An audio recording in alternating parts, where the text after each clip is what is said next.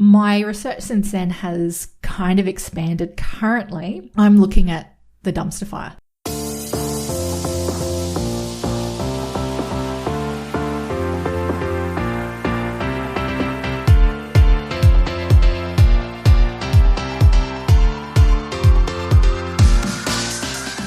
Hello and welcome to the Euro What, episode 233, dropping on May 21st, 2024. We are a pair of Americans trying to make sense of the Eurovision Song Contest. I'm Ben Smith, and I'm here with my co-host, Mike McComb. Hey, Mike. Hey, Ben. In this episode, we'll be tying up Eurovision loose ends with our special guest from the University of Southern Queensland, Dr. Jess Carniel. Hey, Jess. Hi. It's my pleasure to be here with you. I'm really looking forward to it. Thank you so much for joining us. The last couple weeks have been a lot, and you were keeping track of all of the various stories even more so than we were. So I'm very glad that we have you here to chat about these with us. Yeah, so how did you get introduced to Eurovision?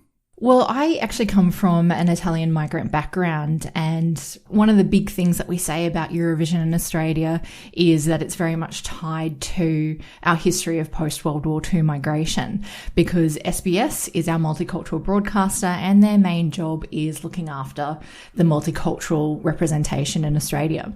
So I watched it with my family as a kid because we watched a lot of SBS, just as a general rule, because it's fantastic TV that comes from all around the world, so it really connects you. And Eurovision was just one of those things that was part of that. But I did stop watching it for a while as a teenager because I was like, too cool for anything like Eurovision. But I picked it up again in my early 20s, and the rest is history, I think. Oh, that's amazing. Yeah, so unfortunately, Australia didn't make it to the grand final this year. How has the vibe been surrounding Eurovision this year, just kind of given everything that's been going on in the Eurovision sphere? It has been a little bit more muted than in other years. And, part of it is, everything that's going on.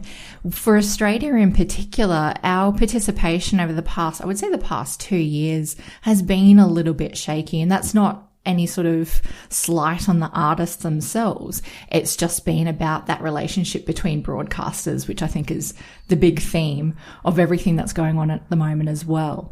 It's always been a little bit uncertain, and this year in particular, about whether or not Australia was going to participate. Certainly when you look at Australian social media from SBS themselves, it's so quiet until just before something's going to happen, like they announce an artist or we're about to start the contest itself, and then they have this flurry of activity, and then it's crickets again.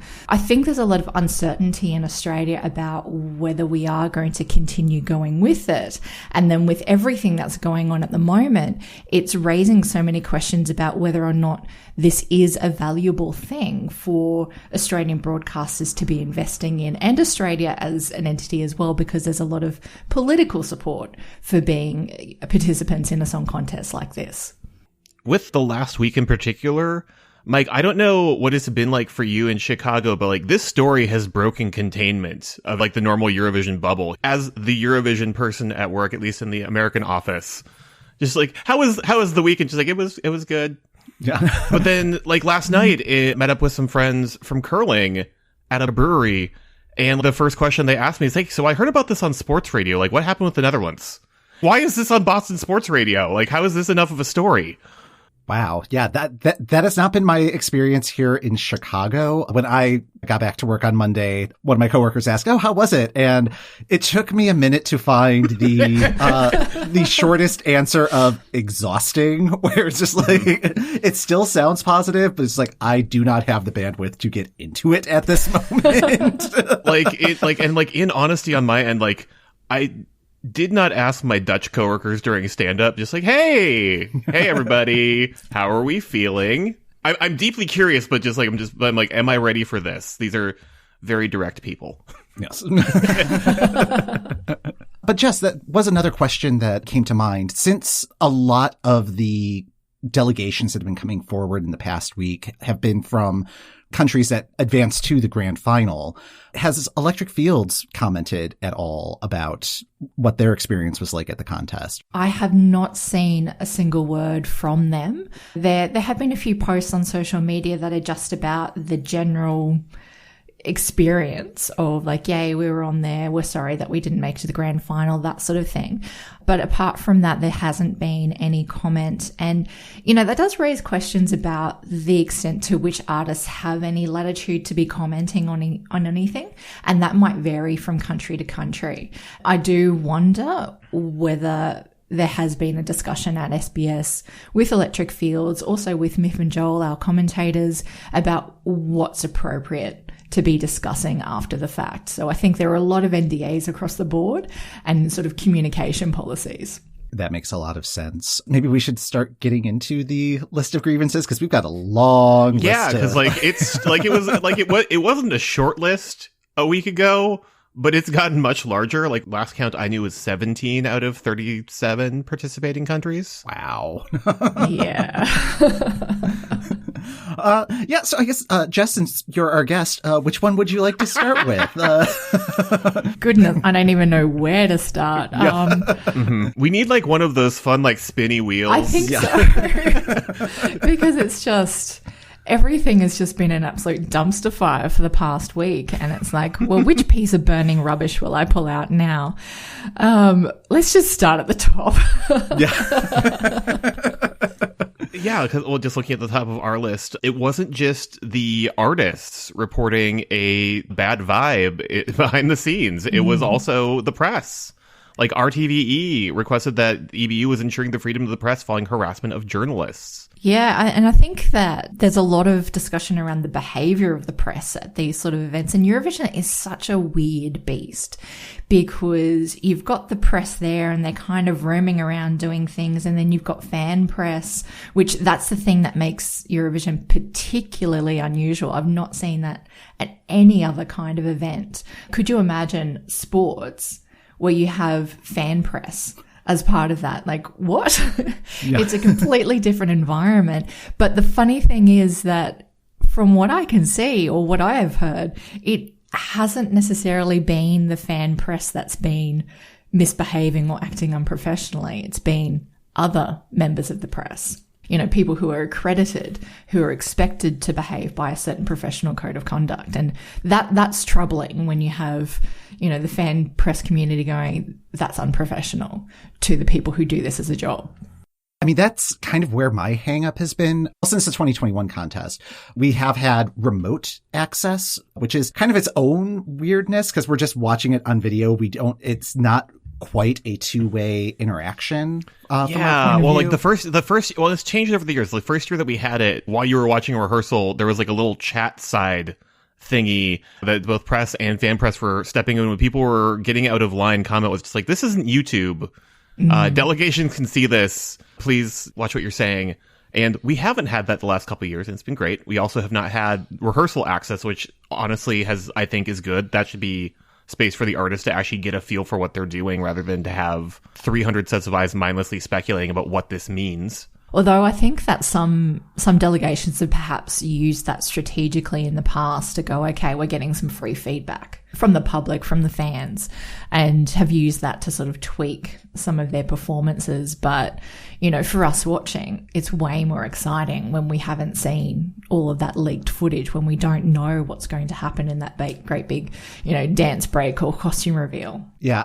As you were saying, it being so weird that there is so much press coverage for this particular event, and that it really is for the entirety of the event. Like, I can understand having specific press conferences like they do after the semifinals and at the various allocations, but having press there the entire time reporting on everything that is happening, it's just like, wow, this is a strange evolution that has happened. Because I can't imagine that was happening in the pre-semifinal era where rehearsals were being covered so breathlessly as they are today. A part of that probably has a lot to do with the kind of communications that we have in place, the rise of social media, all of those things, and also the increasing sort of power, I guess, that we could say that fan communities have because of that kind of telecommunications. And I haven't seen a study of this, and I want somebody to do some research on this and dig into why did the EBU decide to give such a great big space to the press and to fans in particular in that space, and how does that affect the way that the contest plays out, because, you know, part of it is that we are there, we're watching everything, we're commenting on everything. It's so difficult to sort through all of the information and the misinformation that emerges, particularly in this year's contest. Yes. But, you know, like, it's such a decision, because then this year, or the past couple of years, it kind of feels like they're regretting that choice, but they don't know how to pull it back. It is really interesting that the Spanish broadcaster did raise that, because like the sequence of events there, I've been watching this with great fascination, because you had the King of Spain gave a little speech where he didn't condemn Israel, but he basically said, you know, what's going on with the violence in Gaza is not great. Then a couple of hours later, you've got the video of the Spanish journalist saying, you know, I've been vilified by the Israeli media. And then you had RTVE coming out saying, hey, freedom of the press is limited. And then there was something else that Spain did. I think they've made some sort of comment around access to ports or transportation or something like that for Israel. So when you look at this whole thing contextually, the way that all these Spanish elements have responded to things that are going on that involve, you know, a particular participating country, it's kind of painting, like I've got a bit of my tinfoil hat on at the moment, but it's painting this really, really interesting picture of where Eurovision and where broadcaster participation in the EBU as a kind of media entity fits into this bigger kind of political picture at the moment. So it's really fascinating to think of that in that kind of bigger context than just, hey, something bad happened at Eurovision and we're a little bit grumpy about it. I think that's personally what I find so fascinating about the contest, where it's just like, oh, it's not just a bunch of people singing songs. Like the way it has tendrils in everything and there are tendrils grabbing at it. It's just like, it is a very weird organism within this very strange ecosystem. And it's impossible to extract it from any given thing. And this is, you know, our ongoing debate about should Eurovision be political. It is utterly impossible to extract it from politics, because we're people and we live in society, and culture itself comments on all of these things. So how can you say, no, you have to sing a song that is somehow appeals to people, but that doesn't touch upon all of these other things? That's just how the world works. I understand their desire to try and limit the parameters of what that means, but you can't get rid of it completely, because it's too embedded into all of these societies and all of these cultures to say, no, this is where the line is. Politics doesn't come into it. You can't help it. Yeah. I mean, it's just like, well, when it's a competition that is structured around voting on your preference of things, but it's not political, but everybody who's competing is under their nation's flag, but it's still not political. It's just like, it's really hard to have it both ways. So. But they're trying. Yeah. Although even in the execution of that, it's getting weird. Like I was not expecting the EBU and the European Union to get into a fight, but not on my bingo card. Nope. Yeah. Like, so what had happened was there was the flag policy that was implemented for this year's contest, where it's always been kind of there, where it's just like, okay, the flags that are allowed are of the participating countries, the pride flag, assorted other flags that may not necessarily be enumerated. This year, they were being very strict on enforcement, and unless the flag was listed on whatever cheat sheet was available, it was not being allowed in the arena, and that included the EU flag. This year, they were just being so zero tolerance about everything that it's just created a bit of a mess and a bit of a PR nightmare for EBU. They've only had so many PR nightmares this year. Yeah, well, I'm just thinking, I was seeing in the lead up to the grand final reports that people were being asked to not bring in their non-binary flags, and then all of a sudden Nemo pops out on stage during the flag parade with the big non-binary flag. But they even said in the press conference afterwards that they had to sneak that in. I would hope that perhaps the security in Sweden were better trained, but it may be that the Swedish security didn't recognize the non-binary flag and thought it was like some random microstate or something like that. So that is a possibility. However, I would have expected them to at least have a printout that they can have a look and see, okay, that's okay. The level of scrutiny that was going into this is just utterly extraordinary. The artists are reporting that they were patted down before going on the stage. You asked me earlier, the only one thing from the Australian delegation that I've seen was about the watermelon that Fred Leone painted on his chest before going in because he had a little bit of extra paint. And the context was that they said they were patted down before going on stage to make sure that they didn't have anything that they could whip out that was a political statement. So, they were really locking this down to try and make sure that the messages were as controlled as possible. In that lockdown, I feel that only prompted further explosions, essentially, of just because you have Slimane during the family show, during the a cappella portion, I'm going to make a statement. In all of the chaos between Friday and Saturday, I just remember seeing a report that Angelina Mango was in the press area singing Imagine. In my mind, just no, Angelina Mango. No. Just we need another song that fits the same sort of general bill as Imagine, because we trotted out every Olympics. But also Imagine, you need to remember that Gal Gadot trotted that one out in the middle of the pandemic. It's got connotations. Oh, that was terrible. Again, we need a different song for just holding hands under a rainbow of togetherness. And also, I know that the UK and Ukraine tried to do that last year with their their mega mix and the, what is the song that they had? You won't be alone. You stand, I can't remember. You'll Never Walk Alone? Thank you. Yes, You'll Never Walk Alone. But that can only be used in certain kind of context. It doesn't have that same kind of call to a utopia that Imagine has. But the more we use it in particular contexts, the more it gets certain other connotations and it ceases to be valuable or useful. I thought that the music curation in Liverpool was so carefully done. And then in Sweden this year, you had during the flag parade, Iconopop's I Love It.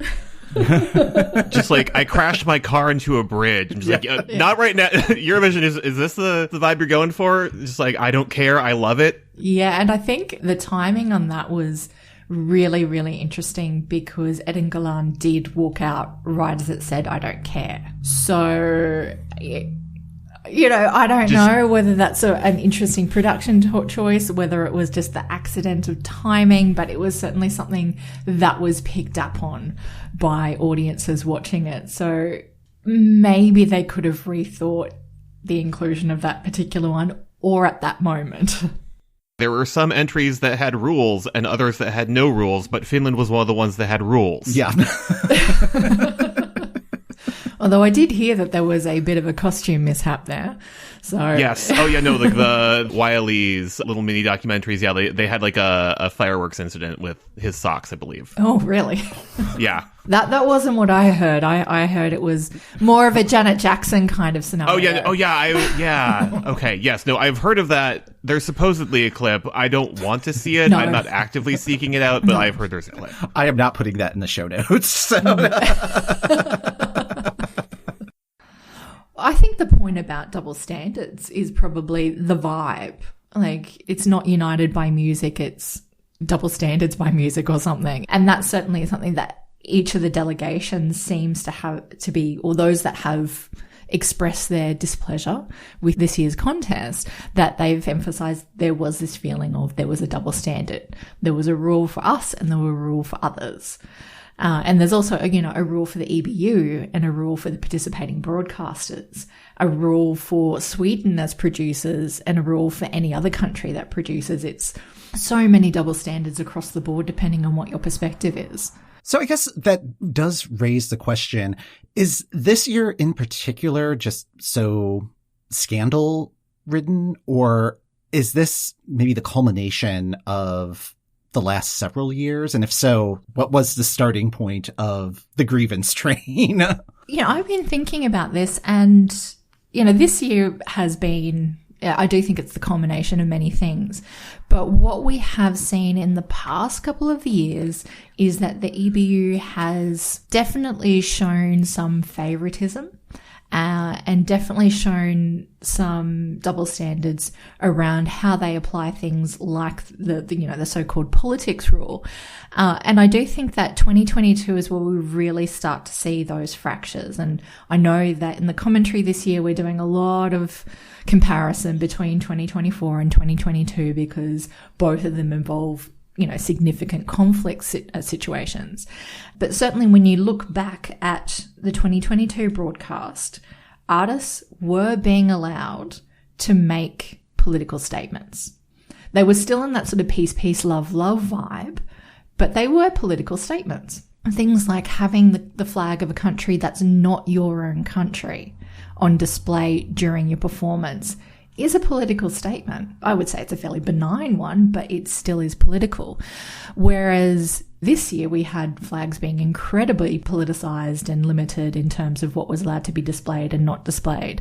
So it made that double standard really stick out, like what's different this year to that year.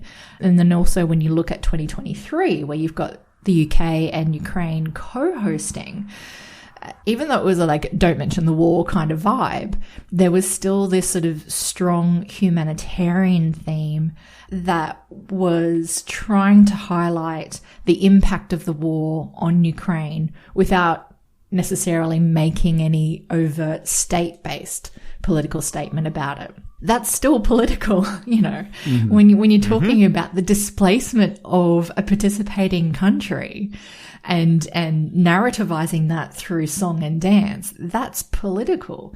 And so there was a rule for talking about Ukraine, and then there was a rule for talking about Gaza this year. And that's part of what makes it really stark. And the EBU kind of set themselves up in the past couple of years for this year, because they were letting people break those rules. Artists and delegations were sort of thinking, okay, we can do different things now. And then they come in this year and say, actually, no, you can't.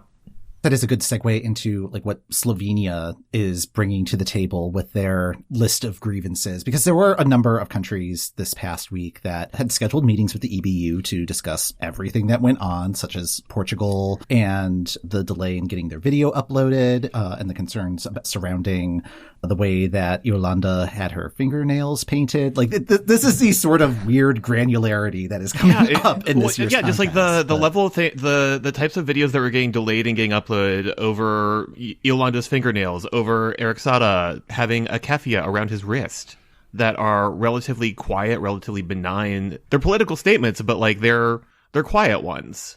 Slovenia is also bringing up just be like, okay, well, we would also like the data on the audience vote, and not just the revised results, like the actual like full vote on that.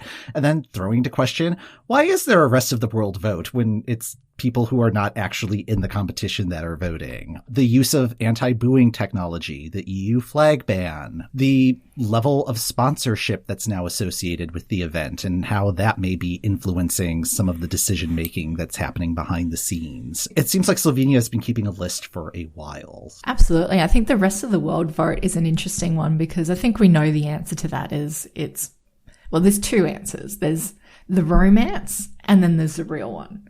The romance is that it brings the world together and makes them feel like they're part of this contest, and it, gives them a voice and they can participate. That's beautiful. The reality is that it makes money because we have to pay for the votes. Yeah, if you're an American and you are voting 20 times in both the semifinals and the final, hello, that's about €60. Thank you so much. I mean, and that's assuming you're only using one card, because that's what your vote is tied to, is like if you want to pull out a different card, you can go ahead and do that. And, in this day of MasterCard, Visa card kind of gift cards, what's the limit? You can just keep on going. If you can afford it, you can keep on voting. This is not the world's biggest musical democracy or anything like that. It's who has the most credit cards wins. I don't dislike that Slovenia is bringing it up. Has it been cool that I could vote?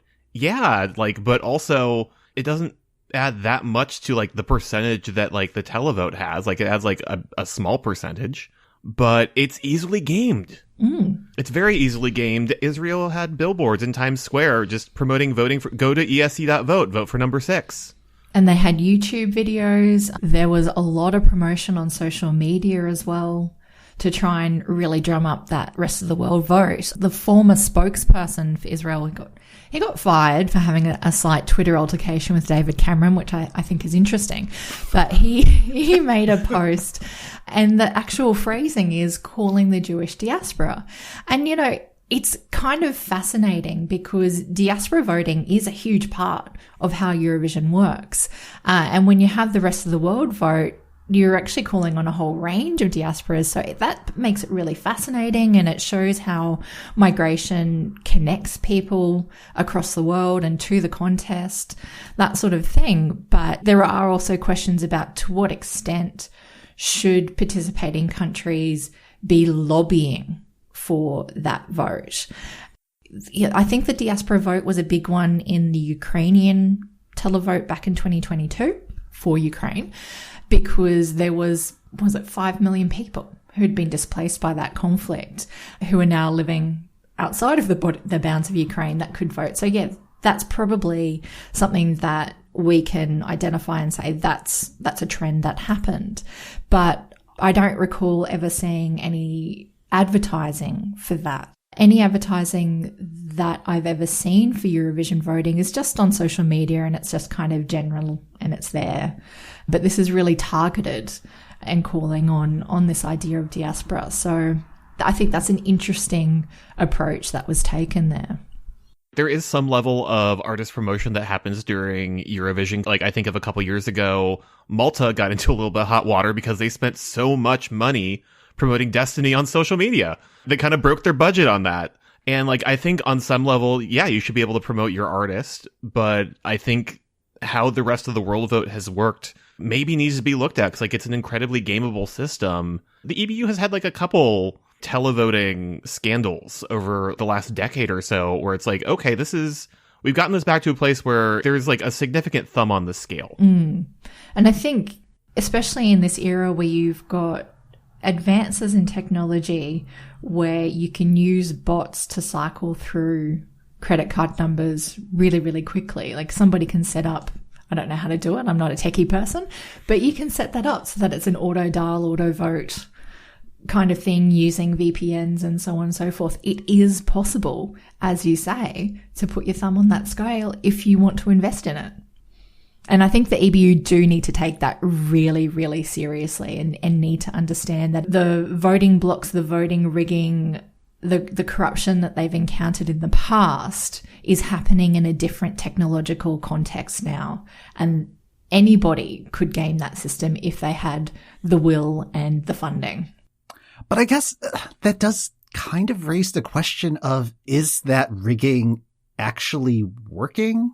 Because the last 2 years, the jury is pretty much determined who's won the contest. From 2016 to 2022, the winner was either at equal rank with the jury, like the jury and the televote were the same rank, or the contest winner was higher ranked on the televote side. Last year, that was not the case. Loreen won the jury. She was second in the televote.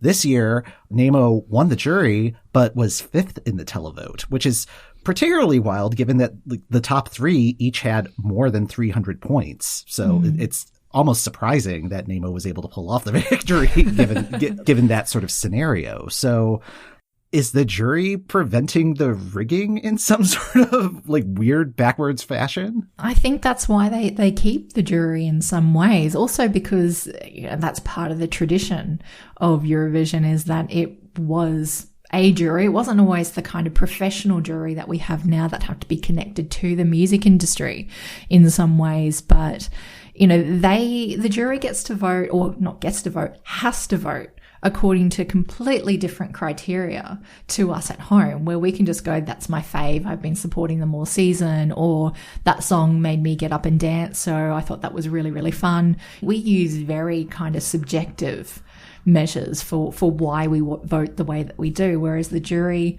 have very clear criteria. And when you look at that criteria, it's no surprise that Nemo won. Because, you know, that was an extraordinary performance, lyrically really clever, and the musicality of it was incredibly diverse. So it was jury bait in some ways, but it's also the kind of jury bait that us sitting at home are going, that's actually kind of amazing. Like, I get puffed walking up the stairs and I'm not even singing a song. Yeah, so I know there's a lot of criticism of the jury, but I think it keeps the contest honest. I'm weirdly at a point now where a couple years into having all televote on the semifinals where I'm just like, okay, but like, what if we brought the jury back to those as well, like in some capacity? Yeah, because I think that if we brought the jury back, this year's grand final probably would have looked a lot different. I do think that some of the entries that got in may not have gotten in as easily as they did. And maybe that would be a good thing. Maybe that's a bad thing. I don't know how to measure these kind of hypotheticals. But if we think that the jury is important for the grand final, then why don't we think it's important for the semi-final? Like, what is the reasoning behind that decision? The Netherlands, like in the few days up to it, that had done a verbal, hey, the vibe here is not great. And then that turned into a written, hey, no, we're serious. Can you look into this? And then, of course, everything with Yoast happened. Yeah, I think the timeline of events for this year is going to be, if somebody can sit down and map it out as it happened, I think it'd be really interesting to see how all of these events link up. Because, again, tinfoil hat on, there are fans out there saying, well, were the Netherlands the scapegoat? Were they sacrificed for all this other stuff that's going on? And why the Netherlands, when, from what I understand, Dutch fans bought the most tickets to go, and the Netherlands are the 6th largest contributor to the EBU. So, you know, that's a decision. That's a really interesting decision. It's a baffling decision of which delegation to piss off. Yeah, absolutely. And especially, you know, they were emerging as a strong contender in the contest over those couple of days. I think the fan thrust towards the Netherlands was really quite strong. And so it made all of that play out in a really interesting way and made it probably more dramatic than it necessarily needed to be, because he had so much popular support just for the song. And then when people are feeling that, you know, justice has not been played out, then, you know, that's created one of many PR nightmares for SVT and for the EBU. I completely agree with that. And like, it's one of those things where it's just, again, it's Monday morning quarterbacking, but just thinking of like how the scoreboard would have played out had Netherlands been in there. And the scenario I keep landing on is just like, oh, the EBU would have to figure out how to host in Ukraine again. And not that I'm saying that the EBU was like planning ahead and be like, oh, if we get rid of them, that'll solve that problem. But it's just, I have a feeling the scoreboard would have played out quite differently, but not necessarily in a way where the Netherlands would have won. What do you envision happening for Eurovision 2025? Not necessarily about how the EBU is going to fix this, but it seems like next year is going to be some form of a rebuilding year, hopefully. I'm really hopeful that the changes that happen to the contest do not end with, we're in Switzerland now. I think they need to change their slogan, because that's just been this kind of ironic call throughout this year's contest. It's just let's go back.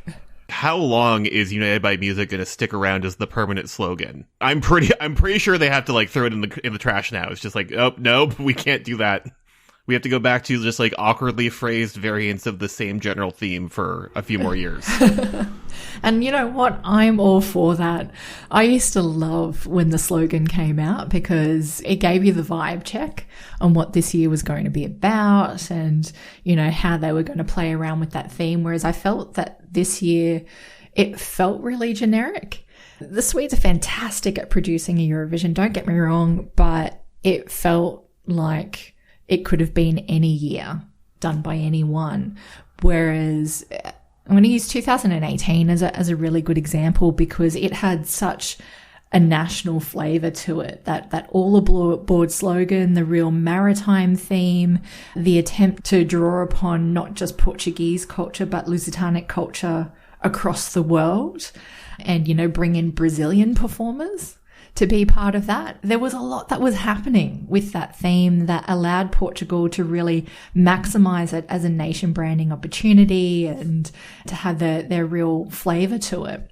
And I know that Sweden doesn't need to operate in quite the same way as other countries. They've always played by slightly different rules than what you see other countries doing, where hosting Eurovision is such a massive opportunity to showcase your culture, your country to the world, whereas Sweden are very, very confident in who they are and their place in the world, that they don't do the same things that other host countries do, which works really fine when we get things like Swedish smorgasbord and peace, peace, love, love. But this year just didn't quite have that same flavor, that same vibe. And so I think that if we let countries go back to picking their own slogan, one, we're not going to slam this United by Music thing, because if anything like this year happens next year, then that slogan is meaningless. It's already really kind of shaky at the moment. So I think get rid of that and let Switzerland just do their thing with the theme and with the production and take more control over it. I do think that this year was kind of complicated because we've got Österdahl, who is Swedish, and so it makes it feel like the whole contest is something that's being pushed from a particular perspective, whereas going to another country next year, like we saw with UK and everything like that, UK and Ukraine, that will create a stronger separation between the EBU and the broadcaster that might be really useful at this point. And I do think that the Swiss broadcaster is going to have to do a lot of diplomatic work, more so than any other broadcaster before them. So I think we're going to see a bit of a divide between what the host broadcaster does and what the EBU is seen to be doing in that space. And that will be a good thing. And they may have lucked out with it being Switzerland, where it's just like you have the world famous neutrality. Yeah, like what is the one thing that comes to mind when you think of Switzerland? Cuckoo clocks. That's correct. Watches. Yeah. But also neutrality. Yeah. Yeah, so I think it hopefully will be a bit of a reset button. And like, we're 1 year off. It would have been more perfect if Switzerland had won and was hosting the 70th edition of Eurovision, because that would have been this fantastic kind of 2026. We're back. We wouldn't be in Lugano, but because it's too small for the modern contest. But there would be this nice kind of symmetry in that. But going back to Switzerland next year is probably the reset that the contest needs, but they do need to do the work and maybe work through Slovenia's checklist and go, okay, what does all of this mean? How is this impacting the reputation of the contest, which is, disrepute of the contest is written into the rules and it is in tatters at the moment. They need to take these criticisms seriously, because the other thing that we need to remember is the EBU doesn't just run the Eurovision Song Contest. They run the debates for European Parliament. So this idea of being integrated into the integrity of Europe as a sort of political and cultural entity is baked into what the EBU does. So if there's questions about a song contest, what questions are going to be raised about how they run any of their other things, especially something that is a political debate? There are some serious things that they need to be thinking about. The metaphor that's coming to mind right now is that weirdly the Eurovision Song Contest are like the brown M&Ms in Van Halen's Rider. It's very silly, but also if this isn't working, what does this say about larger things at the venue in terms of what we've asked to make sure that everybody is safe, that we are able to perform to everybody? It all comes back to pyrotechnics. So No, I mean, it's funny because Eurovision has always been this thing that, everyone gets to show off their technology. And sadly this year, the technology that was shown off was the anti-booing technology. Yeah. Both in how it worked and how it didn't work. That one shot to Martin during the final, just like, really? You're not gonna put A on him? No, maybe that was their act of integrity of like, see, we're letting the crowd respond, but no. Yeah, have either of you gone back to watch any of the YouTube videos for this? I have not, but like I just think of other instances where the EBU has kind of what is a nice way of putting this? Completely re-envisioned how done performance some historical went. revision on how performances have gone. Yeah, like blocking out like stage invaders and that sort of thing. Like, has there been any retroactive editing that has happened? I believe that because we re-show old Eurovisions on SBS sometimes. And I remember in 2020, because, nothing was happening, they re-showed a whole heap of them, and I sat there in the middle of the day working. It was research. It is. It's legit my job. So, and watching these old Eurovisions. And I remember having spoken to, I think it was Paul Clark years ago, and he had said that there are things that in rebroadcasting old Eurovisions that the EBU do decide what can and can't be shown. So, for example, the Justin Timberlake performance isn't actually part of what we show here in Australia anymore. It gets cut. Mm-hmm.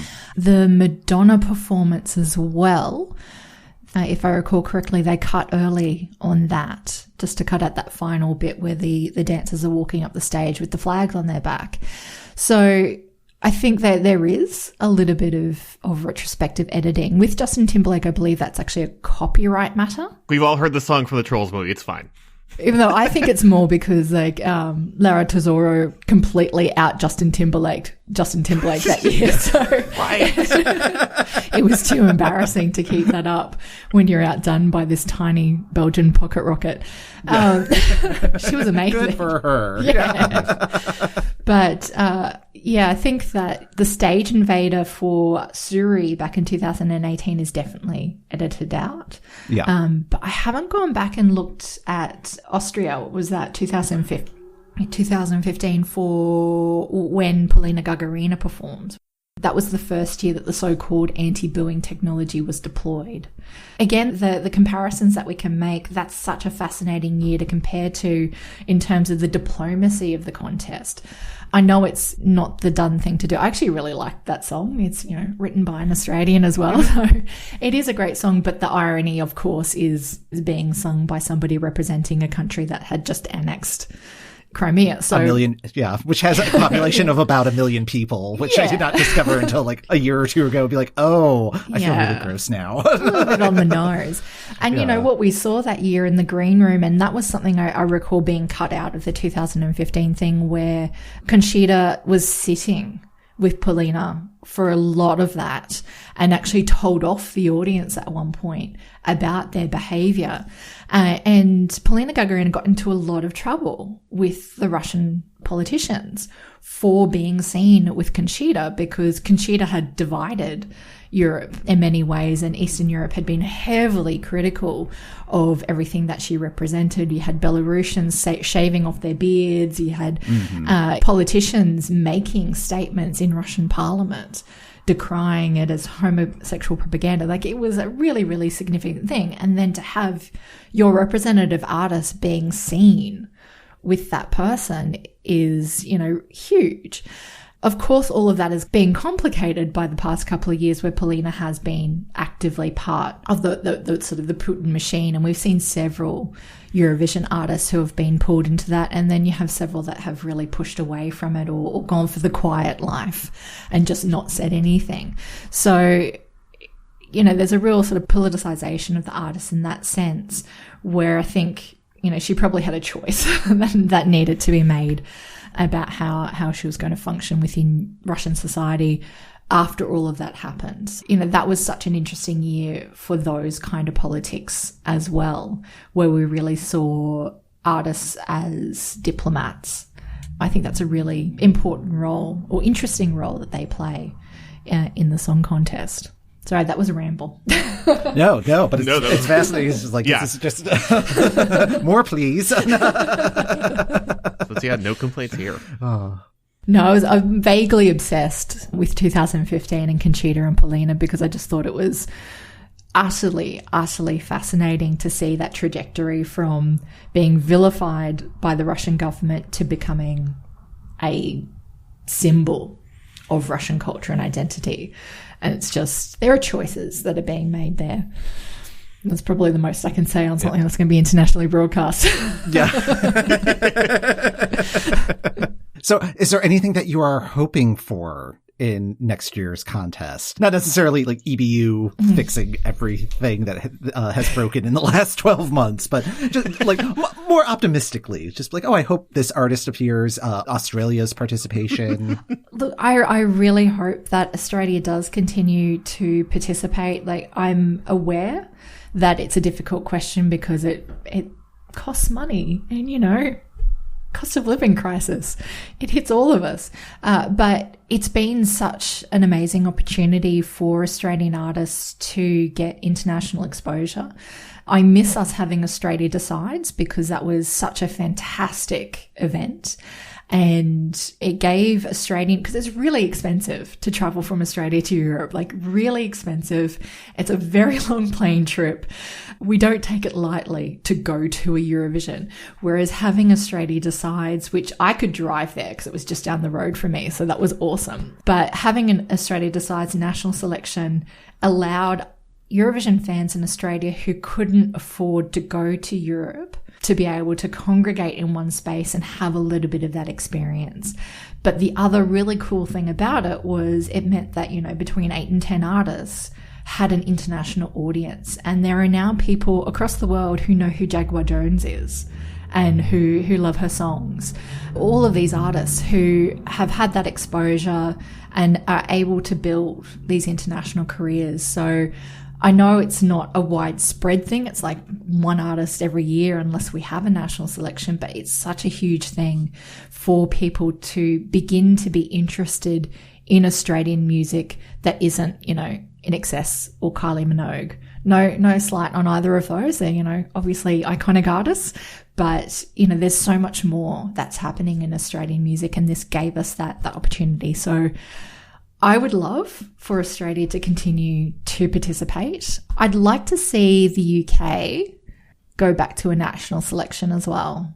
I don't know if it always works for them, but I think that the vibe in the UK was really positive after Sam Ryder, and that they didn't maximize that, but they could probably get that same sort of popular thing behind it. Liverpool love Eurovision. Like after last year, they decided, no, we're just going to keep the party going. So if you had a national selection in Liverpool, yeah, I think that they could really, really get some popular support behind a UK artist and pick a song that the UK public really, really wanted. So that's the kind of thing that I would really like to see is a return to national selections in a lot of countries that aren't currently using them. Maybe a little less drama would be really, really nice. just like very low bar to clear, just like not as much of a tire fire as this year was. Yeah, because it's been exhausting and we weren't even there. Yeah. Mm-hmm. Obviously in Australia, we screen the live show at 5 o'clock in the morning. It's really nasty. There is a delayed broadcast of it. If you're going to vote or if you need to be commenting on national radio at like 7 o'clock, you have to be watching it. So yeah, we get up at 5 o'clock in the morning to watch Eurovision. So we're already exhausted. But usually I use the days between to sleep in a little bit and to relax. This year, I remember I had to get up and use the loo at 5 o'clock. I'm like, I'm just going to check Twitter at 5 o'clock. And this was the day of the whole use thing. I'm like, oh, okay, that was a mistake. Those days were not, I do not need to know my screen time from those days. No. It was just constant doom scroll. My phone usually lasts all day. It died halfway through the day because I could not tear myself away from it. And you know what? I'd like to be able to have some time to go and touch the grass between the semi-finals and the grand final. Mm-hmm.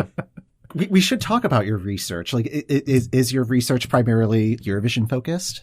It is. I mean, I have lots of little projects, but Eurovision is my main thing. So I started out by looking at the way queer politics divides Europe. That was the very first thing I ever did for a special journal issue that was edited by the wonderful Catherine Baker, who, if you haven't read her work, make sure you go and read it, especially her blogs that she puts out are so thoughtful. Yeah, really thought-provoking. She did a fantastic one about baby lasagna and Croatian culture. Yep. Yeah, just like multiple times during that piece, I'm like, well, this is great. And then was like, there's more. Yeah. She is just amazing. I'm totally in awe of her. So she gave me my first Eurovision publishing opportunity. And then as part of that, I wanted to back up my claim that Australians watch Eurovision because of migration. This is what we say. We say it all the time. And I started doing it, and there was no research on Eurovision in Australia. And I'm like, what?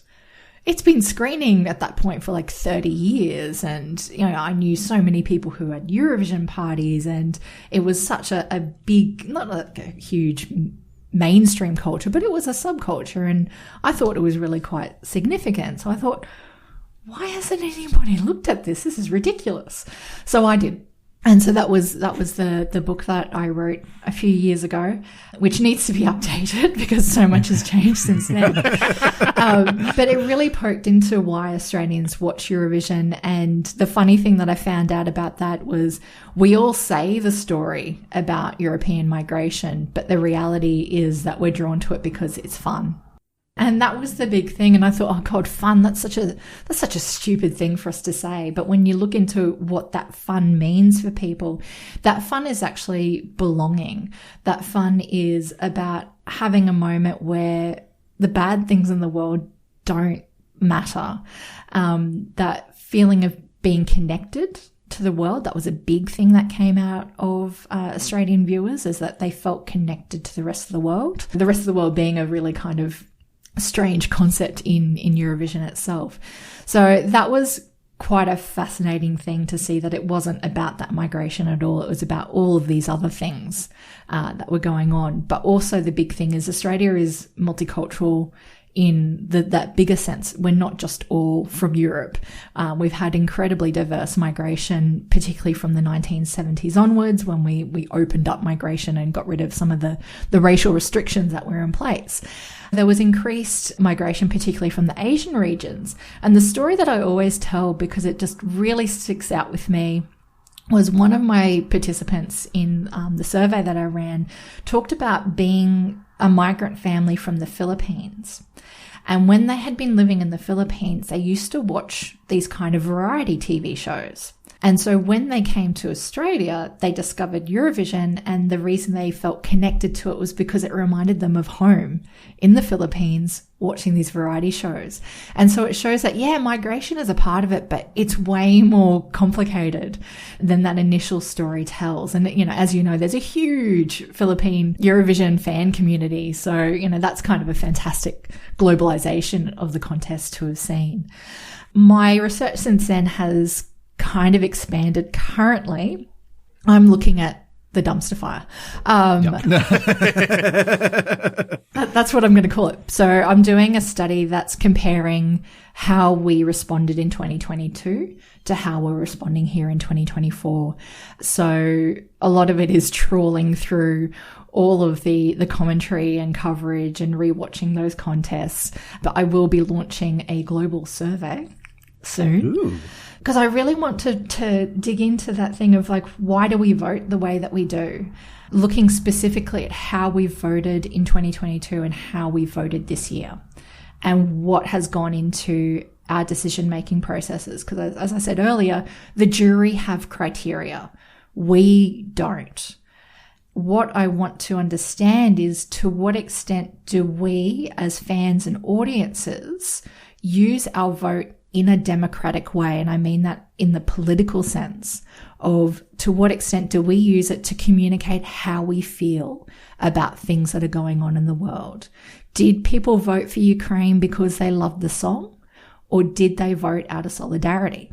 That is actually a crucial question to understand, because I think there are assumptions that are made about that may influence the way that certain states also participate in Eurovision and their expectations around how the popular vote is going to go.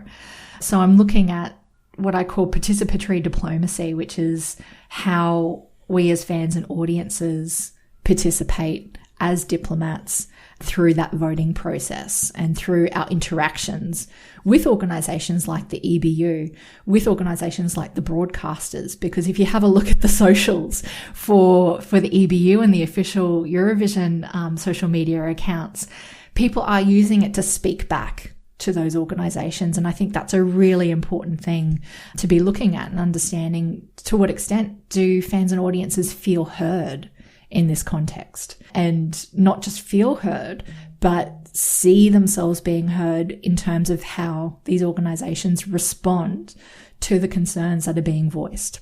So yeah, that's what's happening. And I think you got some data this year that you're going to be able to use. Hopefully. Just a little bit. Oh my goodness. Yeah, that sounds so fascinating. Yes. And it's going to be really interesting to see like what comes out of that. If there's any way that we can help, I'm more than happy to do so. It just sounds fascinating. I'll get you to plug my survey when it comes out. Absolutely. Gladly. I want to get as many people as possible. Why did you vote the way that you did? Why did you rob whoever I liked it that year? There are a lot of loose ends. I think the only one that was tied up was the EU flag flap. The EBU did issue not quite an apology, but at least like an explanation for why this happened and that it should not have happened, and that the flag policy will be revisited for next year's contest. I think with that one though, it's because I think I have seen EU flags at Eurovision before, but this year they were definitely there as part of Europapa costumes. And so I feel in some ways that the EU flag was collateral damage in everything that was going on in that space. Yeah, just like in attempting to try to clean up some of the mess that had started from Yost no longer being in the contest, they maybe course corrected a little bit too far. Yeah, because I mean, the EU flag it's just the EU flag. Most of the EU countries are there. Like, what does it matter?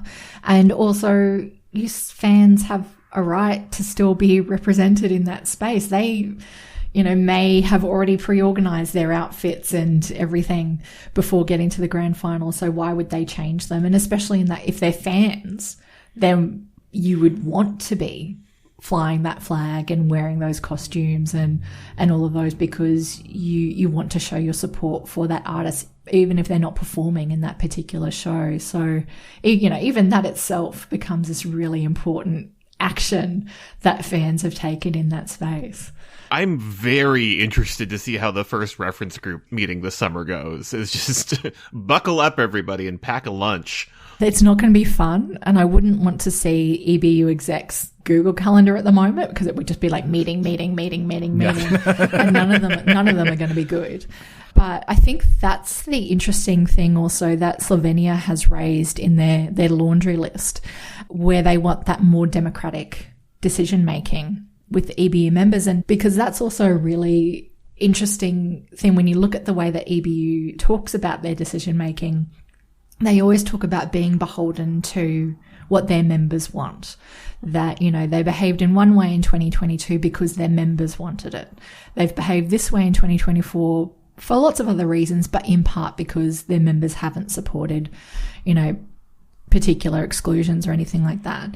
So for Slovenia to be saying, actually, we don't feel that members have quite an equal say in that decision-making process, it really cuts again to what the EBU is supposed to be about. That is going to be an interesting one to watch. And also whether or not they have any sort of shake-up in the reference group membership. Yes. I'm very interested in that. Like, I think just the fact that it's the broadcasters that are raising these concerns, I think it's going to be taken much more seriously than if it was just sort of general fan outcry from the year. Every year there's like a certain level of fandom being fandom that gets smoothed over with like a nice prepared statement. And this year, like, they have tried to issue some prepared statements, and it's going about as well as those could be going given the fire. But the fact that it is the broadcasters like, no, we have concerns and we want to talk about them. We'll see what comes out of all of this.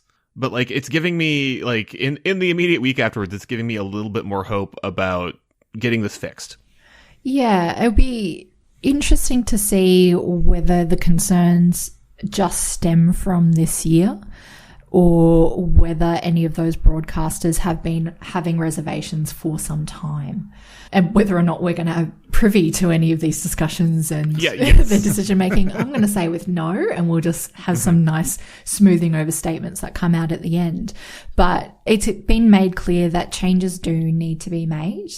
It's not right for a whole range of reasons, but the fact that so many artists felt that it was a toxic environment to be part of this year, I think is really, really problematic. In part because, that's their working environment, and nobody should be subject to a toxic working environment. And, that includes camera people and things like that. We'll see how that pans out. But the effect of that is you're going to have artists not wanting to participate, which affects the way that broadcasters think about their participation, which affects the longevity of the contest as a whole. So they need to be looking at all of these concerns and taking them quite seriously and thinking, to what extent does what happened backstage reflect the values of the contest as well as what's happening on the stage, and making sure that there's some sort of consistency to ensure that people, artists, broadcasters, audiences are going to want to continue to participate. Because I've seen some fan press outlets or fan media accounts saying that they don't want to follow the contest anymore, even after many, many years. And I think that's sad and that's problematic. And it's not just the fans, it is the artists. And I would like to see awesome artists continue to participate in Eurovision and get the exposure and give us the bangers that we need. Take it seriously, please, EBU. Yes. Yes. Is there anything that you would like to plug, or any social media accounts that you'd like to point our listeners to? No. Okay. No, it's I've kind of withdrawn a little bit from social. Like, I'm doing a little bit on Blue Sky, and it's not Eurovision, it's also Elon Musk and Twitter and everything. So I'm not as active as I used to be in those spaces, but I'm still watching them. And this is the weird thing, is I'm just there doom scrolling rather than actively participating in it. And I don't know whether that's any better. Yeah. But I mean, I think that is also just kind of part and parcel with this whole existential crisis, where it's just like we are in a communications shift, like not just in Eurovision, but like social media, what the web is in 2024. And it's not a clean transition, and I think there's just going to be a lot of scars as a result. And Eurovision's just kind of, it's so big that it's just getting cut up more than other organizations. I mean, I think also because TikTok's is their media sponsor, their social media sponsor or partner, or however you want to put it. I personally don't use TikTok, and a lot of people don't use TikTok because governments are coming down quite hard on it. So, for example, here in Queensland, our state government has said that government devices can't have the TikTok app on it. And so that meant that, my media and communication team at the university had to remove it from their devices because those are technically government items. So you've got this sort of divide that I notice happening as well between, that really strong Twitter X community that have been there for a very long time. Facebook have their own thing going on as well.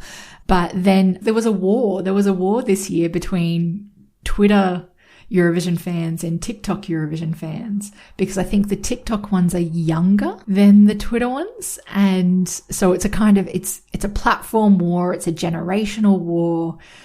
It was kind of fascinating, but I only ever saw one side of it because I'm not on the other one.